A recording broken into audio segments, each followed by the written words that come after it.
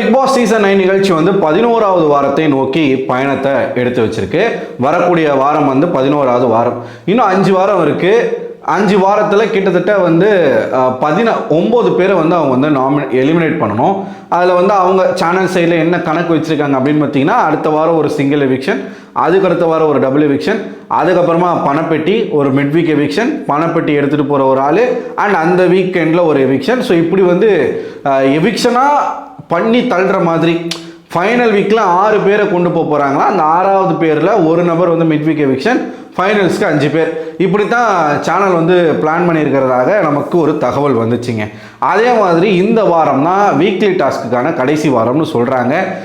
எனக்கு என்னன்னா, angel versus demon task எங்கடா, சோர் எங்கடா அப்படின்ற மாதிரி தான், ஏஞ்சல் வெர்சஸ் டீமன் டாஸ்க் எங்கடா அப்படின்ற மாதிரி தான் நம்ம கேட்க தோணுது. எப்போனா அந்த டாஸ்க் வைப்பீங்களா வைக்க மாட்டிங்களா? ஏன்னா இந்த வாரம் விட்டா கிடையாது. ஆனால் இந்த வாரம் என்ன டாஸ்க் வைக்க போகிறாங்க அப்படின்னு கேட்டால் அதுக்கு ஒரு அப்டேட் வந்திருக்கு. அது வந்து நாளைக்கு தான் நம்ம கன்ஃபார்ம் ஆகும். கன்ஃபார்ம் ஆகும்போது நம்ம பேசுவோம். ஸோ என்ன வருது அப்படின்னு பார்த்தீங்கன்னா, கிளாக் டாஸ்க்கு வளருது மக்களே. எல்லா சீசன்லேயும் வரக்கூடிய ஒரு டாஸ்க். கார்டன் ஏரியாவில் தான் நடக்கும். கிளாக் செட்டப்பில் வச்சுருப்பாங்க. டீம் பிரிச்சுருவாங்க. எனக்கு தெரிஞ்சு இப்போ இருக்கிற ஸ்ட்ரென்த்துக்கு வந்து 3 டீமாக பிரிப்பாங்க. அந்த 3 டீமில் கிளாக் இது 24/7 வந்து டாஸ்க் வந்து நடந்துக்கிட்டே இருக்கும். இதுதான் வீக்லி டாஸ்க்காக வரப்போகிறதாக ஒரு தகவல். இன்னொரு தகவல் என்ன அப்படின்னு பார்த்தீங்கன்னா, கேப்டன்சி டாஸ்க். அமித் அவர்கள் போன வாரம் தலையாக தேர்வு செய்யப்பட்டிருக்காரு. போன வாரம் ஒரே ஒரு ஒர்ஸ்ட் பர்ஃபார்மர் மட்டும்தான் சூஸ் பண்ணாங்க. பெஸ்ட் பர்ஃபார்மரை யாருமே தேர்வு செய்யலை. அப்போ இந்த வாரம் வந்து தலை போட்டியில் யார் கலந்துப்பா? அமித் தான் ஒருத்தர் மட்டுமே கலந்துக்கிட்டு அவரே மறுபடியும் தலையாவாரான்னு கேட்டிங்கன்னா அப்படி கிடையாது. நிச்சயமாக அவர் கூட போட்டியாளர்களை கலந்துக்க தான் வைப்பாங்க. எனக்கு தெரிஞ்சு நிறைய பேர் ஆல்ரெடி சொன்ன ஒரு விஷயம் என்னென்னா, எல்லாரும் தலை போட்டியில் கலந்துக்கலாம் அப்படின்ற மாதிரியான ஒரு விஷயம் வரும் அப்படின்னு சொல்கிறாங்க. பட் எனக்கு வந்து தெரியலை. மேபி அதுக்கு ஏதாச்சும் டிஃப்ரெண்ட்டாக யூனிக்காக, ஏன்னா இந்த வாரம் ஏகப்பட்ட டாஸ்க் குட்டி குட்டியாக கொடுக்க போகிறதாக கேள்விப்பட்டேன். தலை போட்டியில் கலந்துக்கிறதுக்கே ஒரு டாஸ்க் வச்சு அதில் யார் ஜெயிக்கிறீங்களோ அவங்களாம் தான் தலை போட்டியில் கலந்துக்க போகிறீங்க அப்படின்னு கொடுத்தாலும் கொடுக்கலாம், சொல்ல முடியாது. ஸோ தலையாக யார் வர வாய்ப்பு இருக்குது அப்படின்னு பார்த்தீங்கன்னா, எனக்கு இப்போது சில பேர் என்ன சொல்லியிருக்காங்க, முன்னாடியே அப்டேட் வந்துருச்சு அப்படின்னு வந்து சொல்கிறவங்களாம் வந்து திவ்யா அவர்கள் தான் இந்த வாரத்துக்கு தலையாயிருக்காங்க. மீண்டும் 2வது முறையாக தலையாயிருக்காங்க. திவ்யாலாம் தலையானால் சூப்பராக இருக்கும். ஏன்னா அவங்களுக்கு இது ஒரு நல்ல வாய்ப்பு. இப்போ அவங்களோட கிராஃப் வந்து பயங்கரமாக ஏறி இருக்குது. இப்போ கமருதீன் பிரச்சனை இல்லை, சாண்ட்ரா பிரச்சனை இல்லை, பயங்கரமாக அவங்களுடைய கிராஃப் ஏறி இருக்குது. தலையாக ஆகி நல்லா வந்து அவங்க பெர்ஃபார்ம் பண்ணாங்கன்னு வச்சுக்கோங்களேன், பார்வதியை பின்னாடி தள்ளிடுவாங்க. அது வந்து கன்ஃபார்மாக தெரியுது. எனக்கு தேவை பார்வதி டாப் 2க்குள்ளெல்லாம் போகவே கூடாது. அந்த ஸ்டேஜில் விஜய் சேதுபதி பக்கத்தில் பார்வதி நிற்கிறதுக்கு தகுதி இருக்குது. விஜய் சேதுபதிக்கு ஹோஸ்ட் பண்ணுறதுக்கே தகுதி இல்லை, அப்புறம் அவர் பக்கத்தில் யாருன்னா என்ன? இருந்தாலும் இந்த ஷோக்கான ஒரு தகுதி இருக்குல்ல, அந்த தகுதியின்படி பார்வதி நிற்கக்கூடாதுங்க. மற்றபடி வந்து ரைட் சைடில் திவ்யா நிற்கட்டும், லெஃப்ட் சைடில் வினோத் நிற்கட்டும், அதில் நீங்கள் யார் கையவனா தூங்குங்க, பிரச்சனை கிடையாது. பார்வதி நிற்கக்கூடாது, அவ்வளோதான். ஸோ திவ்யா வந்து இந்த வாரத்துக்கான தலையாக மாறிட்டாங்க அப்படின்னா நல்லாவே இருக்கும். பார்ப்போம் அவங்க வந்து என்ன மாதிரியான பெர்ஃபார்மன்ஸ் பண்ணுறாங்க அப்படின்னு சொல்லி. அடுத்து நாமினேஷன் பொறுத்த வரைக்கும் ஓப்பன் நாமினேஷன் அப்படிங்கிறது ஆல்ரெடி வந்து நடந்துருச்சு. ஒரு 2 வாட்டி நடந்திருக்குன்னு நினைக்கிறேன். ஒரு வாட்டி வந்து எல்லாரும் முன்னாடியும் சொன்னாங்க, இன்னொரு வாட்டி வந்து எங்கே இருக்காங்களோ அங்கே இருந்துக்கிட்டே நாமினேட் பண்ணணும் அப்படின்னு வந்து ஒரு விஷயத்த பண்ணாங்க. ஸோ இந்த வாரம் என்ன நடக்க வாய்ப்பு இருக்குது அப்படின்னு சொல்கிறாங்க அப்படின்னா, ஆல் ஹவுஸ் நாமினேஷன். ஆக்சுவலாக இந்த ஃபுல் ஹவுஸ் நாமினேஷன் வந்து 30th வீக் இல்லை 14th வீக்கில் நடக்கும். ஆனால் 11th வீக்லேயே நடக்குது அப்படின்ற மாதிரி சொல்லியிருக்காங்க. சாரி, 14th வீக்ன்ற பாருங்க, 12 to 13 அந்த ரேஞ்சில் தான் நடக்கும். ஒரு வாரத்துக்கு முன்னாடியே ஃபுல் ஹவுஸ் நாமினேஷன் வைக்க போகிறதாக சொல்லியிருக்காங்க. ஸோ எல்லாரும் நாமினேட் செய்யப்பட போகிறாங்க, தலையாக ஜெயிக்கிறவங்கள தவிர.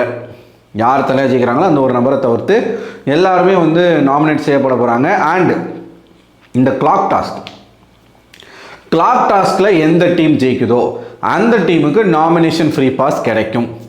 அல்லது கிளாக் டாஸ்க் இல்லாமல் வேறு எந்த டாஸ்கில் எந்த டீம் ஜெயிக்குதோ, டீம் கேம் வச்சாங்க அப்படின்னா அந்த ஜெயிக்கிற டீமுக்கு நாமினேஷன் ஃப்ரீ பாஸ் கிடைக்கும். இல்லை இண்டிவிஜுவல் கேமு ஃபிசிக்கல் கேமு அப்படி ஏதாச்சும் வச்சாங்கன்னா யாரெல்லாம் ஜெயிக்கிறாங்களோ அவங்களுக்கான நாமினேஷன் ஆக மொத்தம் நிறைய பாசஸ் வந்து இந்த வாரம் கிடைக்க போகிறதாக சொல்லிக்கிட்டு இருக்காங்க. ஏன்னா ஃபுல் ஹவுஸ் நாமினேஷன் போது கண்டிப்பாக நாமினேஷன் ஃப்ரீ பாஸ் கொடுப்பாங்க, கேம் இன்னும் சுவாரஸ்யமாகிறதுக்காக கொடுப்பாங்க. ஸோ அது நடக்குது. எனக்கு தெரிஞ்சு நாமினேட் ஆனாங்கன்னா இந்த வாரம் யாருக்கு ரொம்ப டேஞ்சராக போகும், அடுத்த வாரம், இந்த வாரம் இல்லாமல் அடுத்த வாரம் வந்து ஃபேமிலி ரவுண்டு. ஸோ அந்த ஃபேமிலி ரவுண்டுக்கு யார் தேவையில்லை அப்படின்னா சுபிக்ஷா தேவை கிடையாது. சேனல் பொறுத்த வரைக்கும் சுபிக்ஷா தேவை கிடையாது. அதனால் சுபிக்ஷாவை பலி கொடுக்கறதுக்கும் வாய்ப்பு இருக்குது இந்த வாரத்தில். சரிங்களா? ஸோ இப்போ திவ்யா ஒரு வேளை தலையாயிட்டாங்கன்னு வச்சுக்கோங்களேன், என்ன நடக்கும்னு யோசிச்சு பாருங்கள். பார்வதி, சாண்ட்ரா இவங்க 2 பேரும் கரிச்சு கொட்டுறதுல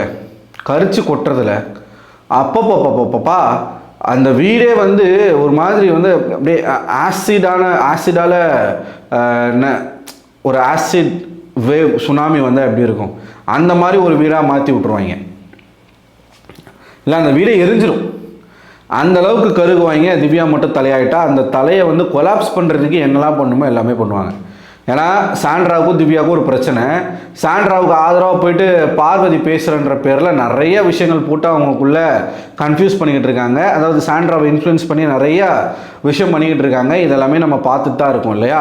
ஸோ இதெல்லாம் வச்சு பார்க்கும் பொழுது இந்த வாரம் திவ்யா வந்து தலையாயிட்டாங்க அப்படின்னா அவங்களுக்கு பயங்கர டஃப்பான ஒரு வீக்காக இருக்கும். ஏன்னா வாண்டடாக பிரச்சனையை கிளப்பணும் அப்படின்றதுக்காக ஒரு 2 பேர் தயாராகவே இருக்கிறாங்க. திவ்யா வந்து இப்போ தான் எல்லாருக்கிட்டையும் வந்து வேறு மாதிரி பழக ஆரம்பிச்சிருக்காங்க. நிறைய காமெடி பண்ணிவிட்டு, உதாரணத்துக்கு ஒரு விஷயம் இப்போ நிறைய பேர் வந்து ட்ரெண்ட் பண்ணிகிட்டு இருக்காங்க. என்ன அப்படின்னா, விக்கல்ஸு, சுபிக்ஷா, அரோரா 3 பேர் உட்காந்துருக்காங்க. அப்போ வந்து திவ்யா வந்து பேசிகிட்டு இருக்காங்க. என்ன சொல்கிறாங்கன்னா, என்னைய சொல்கிற டாஸ்க் லெட்டர் வந்து படிக்கிறதுக்கு வந்து ஒழுங்காக படிக்கணும்னு சொல்லிட்டு, நீ டாஸ்க் லெட்டர் படிக்கும்போது எப்படி உட்காந்துருக்க, இப்படி காலை தூக்கி இப்படி போட்டுனே சொல்லலே அப்படின்னு சொல்லிட்டு உட்காந்து என்ன இது அப்படின்னு சொல்லிட்டு ஒரு சிரிப்பாங்க. அப்போ அங்கே விக்கல்ஸ்லாம் வந்து பயங்கரமாக சிரிக்க ஆரம்பிச்சிருவாப்பில். இந்த மாதிரி நீங்கள் ஃபன்னாக என்டர்டைனிங்காக நீங்கள் வந்து பேசிட்டீங்கன்னா எவ்வளோ நல்லா இருக்குது தெரியுமா, வாங்க நீங்களும் எங்கள் கேங்கில் வந்து சேருங்க, அடுத்த வாரம் வந்து குரூப்பிசம் ஃபார்ம் பண்ணிடுறோம் வாங்க அப்படின்னு சொல்லி விக்கல்ஸ்க்கு ஆல்ரெடி திவ்யா மேலே ஒரு கண்ணு, திவ்யா வந்து பிடிச்சிருக்கு அவருக்கு. அண்டு அமித்துக்குமே திவ்யா வந்து பிடிச்சிருந்தது, கானா வினோத்துக்குமே, ஈவன் கனி அவர்கள்லாம் வந்து திவ்யாவை புகழ்ந்து தள்ளினாங்க. ஸோ திவ்யா அவர்களுடைய இந்த வார கேப்டன்சி ஒருவேளை அவங்க ஜெயிச்சிட்டாங்க அப்படின்னா திவ்யாவுக்கு சப்போர்ட் பண்ணுறதுக்கும் ஆட்கள் இருக்காங்க, திவ்யாவை வந்து கொலாப்ஸ் பண்ண முயற்சிக்கிறதுக்கும் ஆட்கள் இருக்காங்க. எனக்கு தெரிஞ்சு திவ்யா வந்து இந்த வீக் மட்டும் ஒருவேளை தலையாகி வந்து நல்லா அவங்களோட பெர்ஃபார்மன்ஸை கொடுத்தாங்கன்னா கண்டிப்பாக டாப் 2 தான், மாற்றுக்கிறதே கிடையாது. ஆல்ரெடி திவ்யாவுக்கு ஏகப்பட்ட பேர் வந்து சப்போர்ட் பண்ணிகிட்டு இருக்காங்க. இப்போது அந்த வீட்டுக்குள்ளே வந்து சென்சிபிளாக பேசுகிற ஒரு கண்டஸ்டன்ட்னா திவ்யா தான்ப்பா. யாருக்காக இருந்தாலும் இப்போ ஒரு எதிரியாகவே இருந்தாலும் அவனுக்கு பிரச்சனைனா போய் நிற்கிறாங்க அப்படின்னு வந்து உண்மையாலுமே அவங்க பண்ணுறாங்க. இப்போ எனக்காக யார் பேசலை அப்படிலாம் அவங்க பார்க்குறது கிடையாது. யாருக்கு பிரச்சனை ஆனாலும் அவங்க நமக்காக பேசியிருக்காங்க, இல்லை அவங்க நமக்காக பேசலை, அவங்க நம்ம ஃப்ரெண்டு, இல்லை அவங்க நம்ம எதிரி, அது எதையுமே பார்க்காம யாராக இருந்தாலும் அவங்க போய் அவங்களுடைய வாய்ஸை கொடுக்குறாங்க. தப்புனா தப்புன்னு சொல்லி பேசுகிறாங்க, யார் தப்பு பண்ணாலுமே கேட்குறாங்க. மற்றவங்க மாதிரி வந்து இவங்கெல்லாம் பண்ணால் கேட்க மாட்டேன், இவங்க பண்ணால் மட்டும் தான் நான் கேட்பேன், அந்த மாதிரி அவங்க பண்ணலை. யாராக இருந்தாலும் வந்து கேட்குறாங்க, திவ்யாவே இருந்தாலும் கேட்குறாங்க, பார்வதியாக இருந்தாலும் கேட்குறாங்க, சாண்ட்ராவாக இருந்தாலும் கேட்குறாங்க, எஃப்ஜே, விக்கல்ஸு, கனி, சபரி, யாராக இருந்தாலும் வந்து அவங்க கமருதீன், முக்கியமாக கமருதீன் தன்னை வந்து ரொம்ப கேவலமாக பேசுகிறாரு, அப்படி இருந்தாலும் அவங்க வந்து தப்புன்னு சொல்லி கேட்குறாங்க. ஸோ அந்த ஒரு குணம் வந்து நல்ல ஒரு குணம், மக்களுக்கு வந்து அது பிடிச்சிருக்கு. ஸோ இது வந்து ஒரு தகவல் தான், இது உண்மையான்னு கேட்டிங்கன்னா எனக்கு தெரியாது. சொன்னாங்க, உண்மையாக இருந்தால் ஏற்றுக்கோங்க, இல்லைனா விட்டுருங்க, அவ்வளவுதான். ஸோ நீங்கள் என்ன நினைக்கிறீங்க? திவ்யா அவர்கள் தலையாக வந்தால் நல்லா இருக்கும்னு நினைக்கிறீங்களா, இல்லை யார் தலையாக வந்தால் உங்களுக்கு ஓகே? உங்களோட கருத்துக்களை மறக்காமல் கமெண்ட் பாக்ஸில் கமெண்ட் பண்ணுங்கள். அடுத்த ஒரு வீடியோவில் உங்களுக்கு சந்திக்கிறேன். அதுவரை உங்களிடம் விடைபெறுவது நான் அரவிந்தன்.